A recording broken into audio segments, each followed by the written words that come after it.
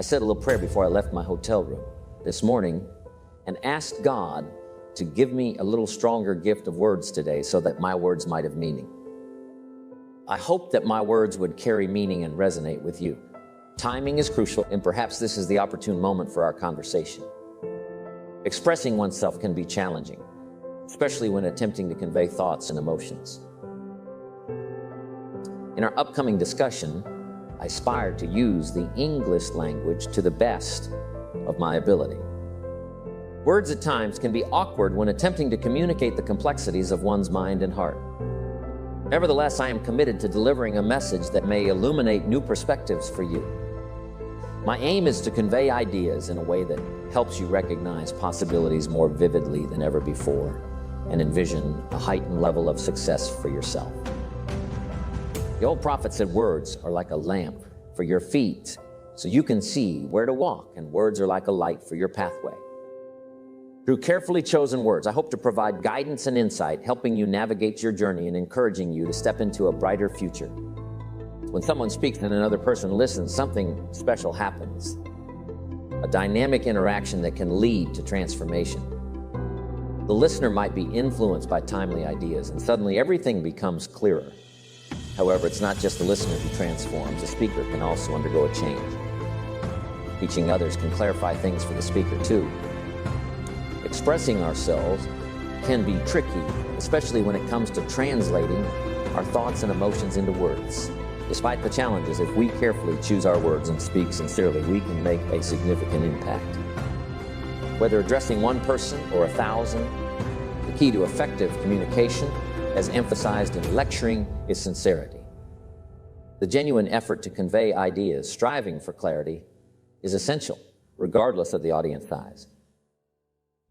It's important to note that sincerity is not a reliable measure of truth. We shouldn't assume someone is correct just because they appear sincere. Sincerity doesn't guarantee accuracy. One can be sincerely mistaken. Therefore, truth should be assessed based on facts, not just sincerity. Here's a useful tip. Consider making the dictionary a valuable resource. When you come across a word you don't understand, look it up. Building your vocabulary is essential in various aspects of life. Whether writing a card for someone or giving a gift, strive to create something memorable and unique. Stand out from the ordinary and be extraordinary. Aim to create a lasting impact, something that resonates deeply and goes beyond the standard language. This practice involves finding alternative ways to communicate until you discover a way that truly connects and communicates heartfelt sentiments, surpassing the limitations of ordinary language. While giving flowers is nice, it's essential not to rely solely on them to convey your message. Flowers have a limited ability to express feelings. Their main message is simply, "Be remembered." If you want to communicate deeper sentiments like "Nobody in this world affects me like you do, love," you need to include those words in a thoughtful card and sign it. Words have a more enduring impact than flowers. And people will remember them long after the flowers have faded. So instead of letting flowers do all the talking, strive to choose meaningful and unique words. Practice this skill on various occasions, whether it's addressing a family gathering, providing training, inspiring others, or leading a class on a Sunday morning. Continuously work on improving your ability to express yourself. Experiment with new ways of saying things, introducing fresh illustrations or stories. As you refine your communication skills, your words will become a powerful and electrifying gift. Don't miss the opportunity to express yourself with thoughtful words. Women tend to excel in communication compared to men. It seems that women can articulate their thoughts more effortlessly, while men may need to put in extra effort. Words function like lights. They illuminate and enhance understanding. The power of language is immense and warrants practice and dedication. If your vocabulary is limited, your ability to express thoughts and emotions is also restricted, leading to a confined worldview. A constrained vocabulary may limit your understanding and expression, shrinking your world. A limited ability to communicate can limit your personal and professional opportunities.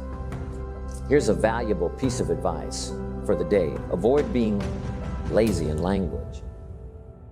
The gift of language has the potential to shape a successful career. It can guide others toward the future and facilitate personal transformation, helping people envision a better version of themselves and providing insight beyond what meets the eye are the remarkable abilities of effective communication. Observing the world with our eyes is called sight, but when we use our imagination, it's called insight. Developing insight helps you appreciate the gift of your intellect. Each of us has an inherent vocabulary that aids us in understanding and interpreting the world, enabling us to make sound decisions and avoid mistakes. I've categorized communication into 3 parts, and each of these contributes to my success in building wealth. The first part is training, which involves teaching someone how to perform a task or handle a business. Mastering the skill of training can lead to substantial financial rewards, whether you're running your own business or working for someone else. Training is a lucrative endeavor. Now let's move on to the next aspect, teaching. I've separated the two to emphasize the distinction. Teaching involves imparting life skills. Essential skills like goal setting, leadership, management, and how to become powerful, gifted, and influential. It encompasses teaching skills for fathers, mothers, and in my case, even grandfathers. Over the past 15 years, I've made it a goal to be one of the best grandfathers ever, continually practicing and refining my skills to make my grandchildren's lives extraordinary.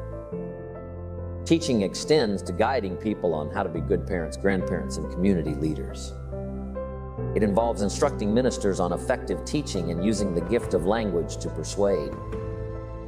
Therefore, encompasses both training and teaching, contributing to a holistic approach in developing essential life skills. The most impactful aspect of the gift of language lies in learning how to inspire. To inspire means a few simple things, and the first is helping people see a better version of themselves. While there are times when it's necessary to address mistakes and shortcomings, the goal is not to leave them in that state. Instead, use your language skills to guide them into the future, highlighting the person they can become by learning from past mistakes and developing new disciplines. When someone, especially a child, makes a mistake, it's crucial to address it. However, the key is not to dwell on the mistake, but to transport them into the future. Assist your children in envisioning tomorrow, next week, 30 days, 90 days, and 6 months from now. The gift of language can play a pivotal role in helping them see themselves as successful individuals. By instilling faith in themselves and faith for the future, you contribute to their growth and development. In sacred writings, it is stated that faith is developed by hearing good words. When someone carefully selects and delivers words with uniqueness, it has the power to inspire faith in the belief that seemingly impossible things can become possible. The excitement of envisioning possibilities arises from hearing or reading words that are distinct and impactful. You may have heard the saying that words cannot replace action, which is true. However, it's equally important to recognize that action alone is not a substitute for words. While taking action is crucial, expressing thoughts through words is also necessary. Even if your initial attempts at expression may feel clumsy, it's essential to start a better communication program, focusing on saying things in a more articulate manner. Enhancing the way you express yourself verbally contributes to more effective communication. Intensity plays a significant role in the emotional aspect of communication.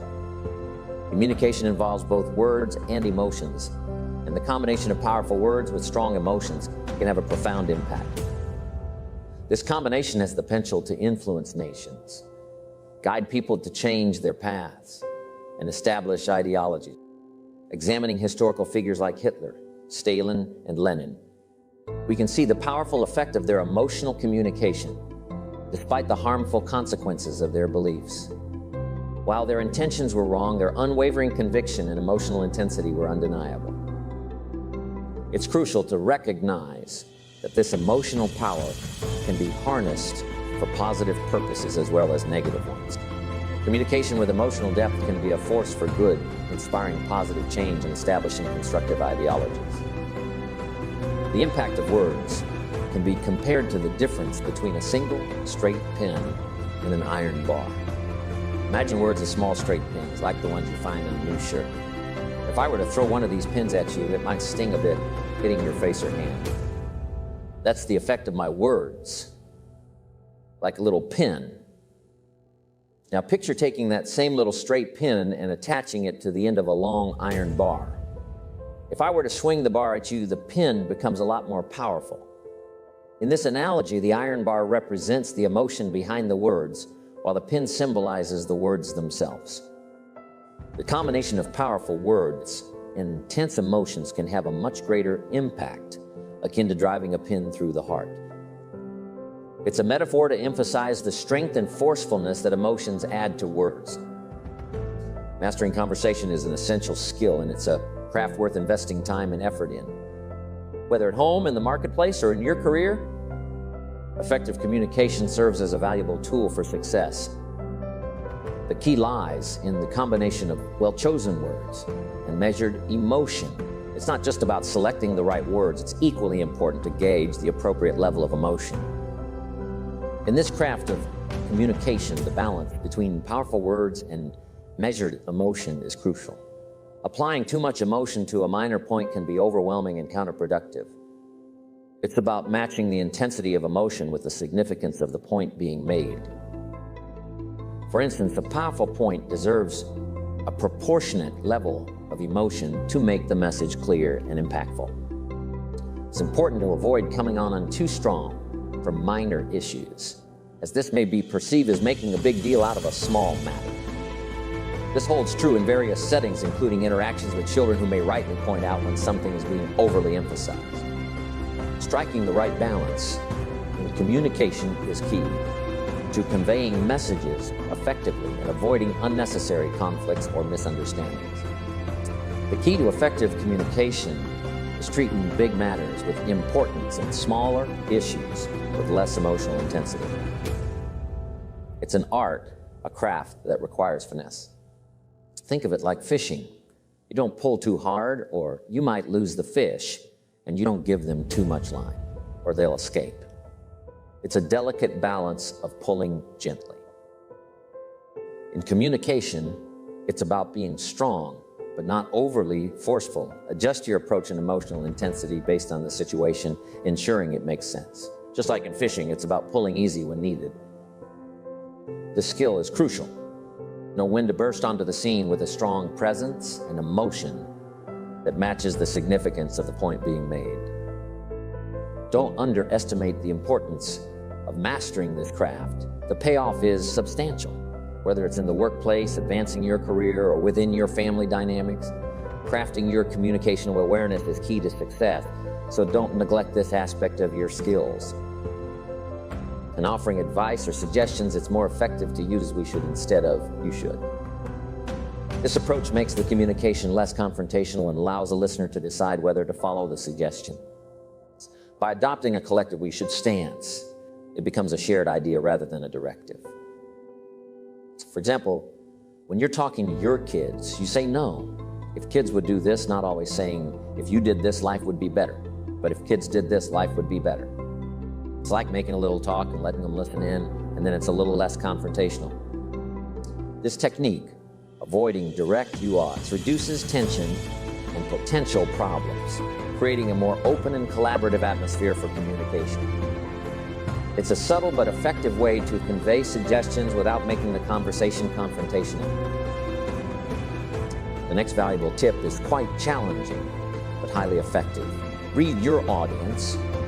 Whether you're addressing a child, conducting a training class, or delivering a sermon as a minister, it's crucial to not just speak well, but also gauge the impact you're having.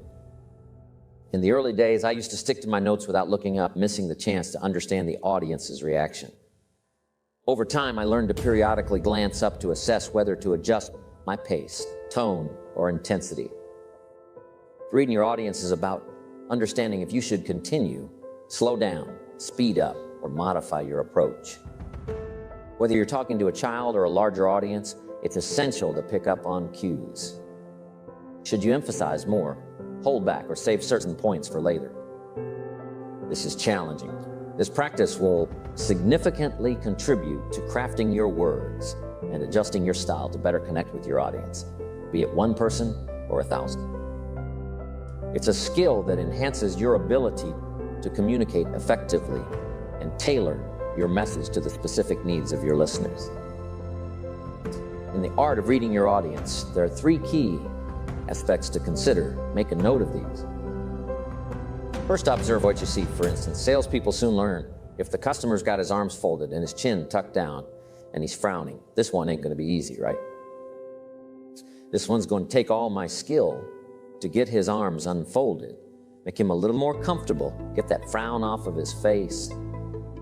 What can I do? I got to reach in my bag for some good stuff, right? In such situations, it's essential to adapt your approach, perhaps reaching into your bag of communication tools to improve the situation. This ability to adjust is derived from reading someone's body language.